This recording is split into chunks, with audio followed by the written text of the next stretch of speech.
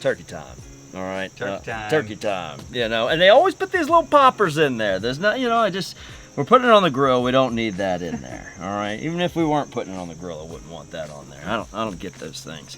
So we got about a 16-pound bird here, and I always do the spatchcock method. Okay, and I rarely ever brine, but this time today I've got a fun idea. I want to do a sweet tea brined spatchcock turkey. Let's get into the action. 16-pounder. It's a little larger than what I would normally go for. I like a 12-pound bird, to be honest with you. Smaller the better for me. That's a big bird. Yeah, you wouldn't want to run into this bird in a dark alley. We're gonna, you know, and if you feel more comfortable using kitchen shears, feel free to do that. I'm gonna use a knife. I'm more comfortable with it. When we spatchcock the chicken, we're cutting out the backbone and essentially opening up, getting rid of that air cavity. So you're gonna, I'm just drawing this line to reiterate where it is we're cutting. We're cutting that spinal region out. So stand the bird up away from you. We're gonna put these legs over here. And now I'm gonna put the knife, I'm holding here, I'm gonna put the knife inside the cavity and then just start working my way down. If you're using shears, you'll have it facing straight up and snip, snip, snip, okay? But again, I'm a huge fan of using the knife, and I'm just gonna, you hear that? Click, click, that's what you wanna hear. So by taking out that air pocket right there, it's gonna speed up our cook and give us a more moist bird in the end, because we're not just figuring out what to do. It's also gonna help with even cooking. The dark meat's gonna cook at the same rate as the light meat, even though we need two totally different temperatures. And we'll save that for some stock or some soup. I mean, that's good stuff. All right, now we've got to break this. There's a keel bone right here. All birds that fly have a keel bone. Birds like emus, ostriches, and kiwis, and those sorts of, they don't fly, so they don't have keel bones. We're gonna chop right here with a knife. Just 1, 2, 3, boom. And that's gonna allow us to, listen to this sound, crack right on top of that keel bone. I want it here as well. And now, look at that. Flat as can be, no air pocket.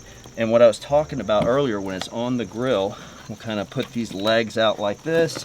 That keel bone, the undercarriage, will kind of protect this breast meat. We're looking for 160 here, 175 here. Again, 160 on the breast meat, 175 on the dark meat, on the legs and thighs. And by doing this method, these are going to come to temperature, two different temperatures at the same time. These guys are sitting right there on the grill grate, and this nice breast meat is protected by that keel bone and rib cage that's still there. Let's go ahead and make the brine. Let's just do this, okay? Let's get going.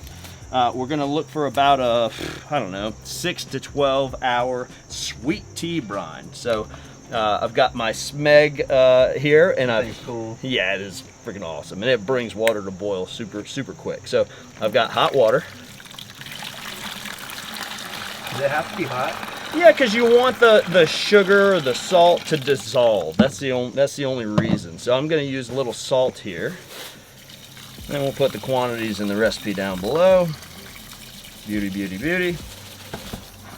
And you know, a lot of times you'll see people doing this on the stove top and bringing it to a boil to make sure that it's completely dissolved. I find that water, you know, really hot water out of the Smeg does just fine. Swirling around till completely dissolved, and while it's nice and warm, we're going to dump in some mirepoix. Well, I've added garlic to it, but onions, celery, and carrots and garlic. Our salt is dissolved. Now we go in with our sweet tea. This is awesome. This is just fun, you know? Sweet tea brine spatchcock turkey. Does it get any more southern than that? I just don't know. I just don't know. Now, we don't want to put this bird into hot liquid, so even though this tea was refrigerated, it's still not quite cool. It's still a little too hot. So we're going to go in with a little ice, which, funny enough, is an ingredient, but it's going to melt down and cool this down. It's going to melt down and become water, right? So we'll be completely submerged. Another cool thing about this spatchcock turkey is we can use less liquid to submerge it because we don't have that big air pocket now, right? So let's grab this beautiful turkey and going right in.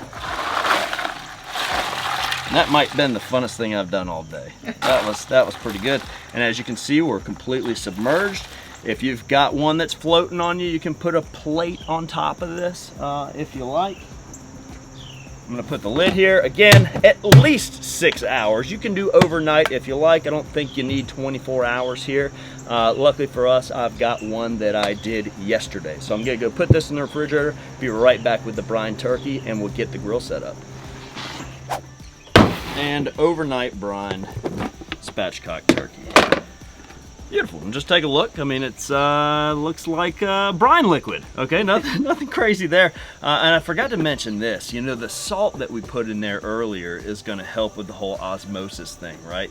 Meat and semi-permeable membranes, and it drawing moisture in. So as it draws in the salt, and salt does its thing, it's also pulling in that sweet tea. And sweet to the mind means moisture content. So it's going to just be this exuberantly delicious bird. Exuberant. That's it, yeah. We got a lot of fun things working for us, vocabulary today as well. All right, so let's pull this bird out. We're gonna pat it dry. We don't want a bunch of, you know, brine liquid still on there, right? We want to get that oil on there. We want it to crisp up a little bit. We want nice skin. So it's a good idea to get as much of that moisture off as possible, but don't beat yourself up about it. You know, let's go ahead and get some of this Lane's Barbecue Spellbound on there. I chose this seasoning today because we've already got enough sweet and salt from the Sweet Tea Brine. I want a little bark. All right, and the sweetness of the sugar content of the Spellbound is going to give us a nice bark that's got some of that paprika in it. It's got the red we're looking for. I think this is going to be a great combination. That looks fantastic. You know, we got a good seasoning base here. We're going to continue to dry base this top as the bird cooks. Let's go ahead and discard. You're not going to use this liquid for anything, and certainly some cross-contamination going around, so you got to watch out, right? So we'll wipe down any of this stuff that we've touched. We'll clean our hands, wipe stuff down, and then let's get this fire started. Today we're going to be using one of my favorite grills. We're using the Big Joe 3 Series. I love this grill. And what we want to do is fill our fire basket about 25% of the way full with natural lump charcoal. Now that we've got the charcoal in there, let's go ahead and light our fire starter, put it on the very bottom of the pile, and give all the fuel source access to that flame. Go ahead and open up that draft door on the bottom to get maximum airflow. And we're going to leave dome up, draft door open for about 10 to 15 minutes to let the charcoal engage. Once it's engaged, let's agitate the coals a little bit, flatten them out. Go ahead and put the deflector shields on and install the grill grates at the highest setting of the divide and conquer system. Now let's get that bird on, close the dome, stabilize at 325. And one of the beauties of the spatchcock is you don't flip the bird from one side to the other. We're gonna leave it the same exact way we put it on the grill. So it's important to get those legs and thighs exactly the way you want them to set. Once we've got it on the grill exactly the way we want it, let's close that dome and start dialing our temperature in to stabilize at that 325. We've had some neighbors stop by, and that is always a good sign. They're wondering what the great aromas are, right? Let me show you what's been driving everybody crazy. Yeah, a little bit of that. Come on. Come on, man. What you know about Sweet Tea Brine Spatchcock turkey? This is ridiculous. I mean, it is going to be as much fun to eat as it was to cook, I guarantee it. I like to use a pizza peel, right? I mean, it's no easy task getting this baby off and keeping that cool presentation. So I'll just lift it up a little bit. And, oh, I don't want to lose that leg. Look at that. Easy peasy. Oh, it's still 16 pounds. Stunner. We got that 175 internal temperature on the thighs, and look at how it's shorn up here a little bit. So I love it when it does that, when it separates, because it keeps more moisture in that leg and thigh. We need to let this rest a little bit. We got to that 160, 165 internal breast temperature. This might be one of the best turkeys I ever done. And I've done a lot of turkeys. I mean, we used to do turkeys out of the restaurant. We'd do 75 of them for Thanksgiving, pre-order. So I'd have grills just rolling, 15 kJs, a lot of turkeys. This, I've just loved, look at the bark. I mean, look at how it's just crisped up, and yet the moisture content in there, too much talking. Let's let it rest for about, this needs 15 minutes. I want to give it 7, it needs 15, then we're gonna start slicing. I'm excited. So let's make this bird a little bit more manageable. I want to take the legs and thighs off so we can have access to the breast meat. And it shouldn't be difficult, but you want to pull it and then slice it. That way we're not cutting too much skin off the breast meat or too much skin off the leg and thigh. It'll just kind of show you right where to slice. Look at this. I mean, that's state fair quality right there. That's what you want. All right. This is what ornithological dreams are made of. Nailed it. Yeah. I mean, dude, stellar. All right, so let's put these on our presentation platter just because they need to land somewhere right now. X marks the spot. Wow. Yeah. There's a keel bone here. We're gonna carve off to the left and carve off to the right. Start right there at the point. And then I'll kind of turn my knife underneath the tenderloin a little bit. So we're gonna carve it right off of the rib cage. Let me flip it so you can see what I'm talking about. There's a rib cage right here. We don't want any of those bones. So we're gonna slide this knife down and then kind of carve up. And just tracing that rib cage. I'll kind of poke through right there. See the edge of that knife? You know, be careful, don't cut towards yourself.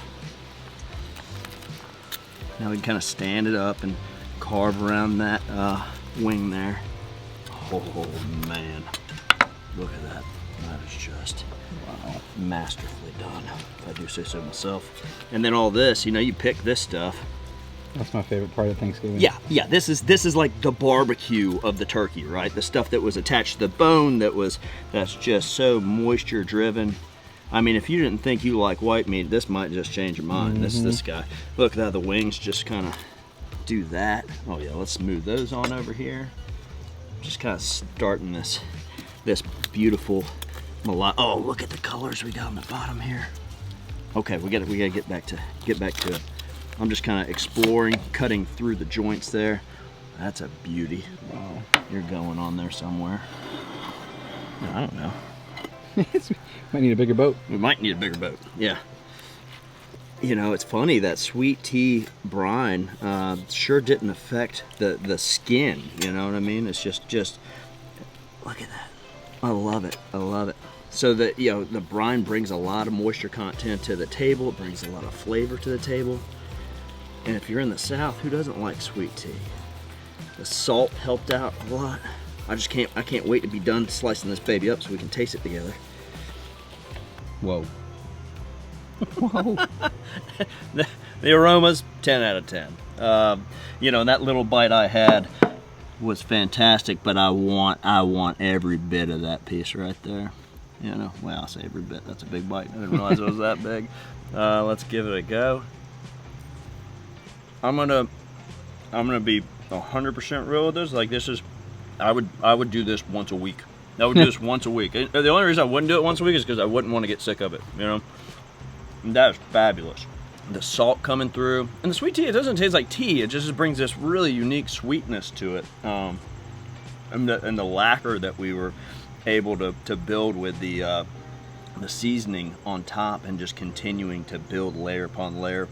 Fabulous, fabulous. Folks, give this a try. The Spatchcocked method, we already knew it was the best method.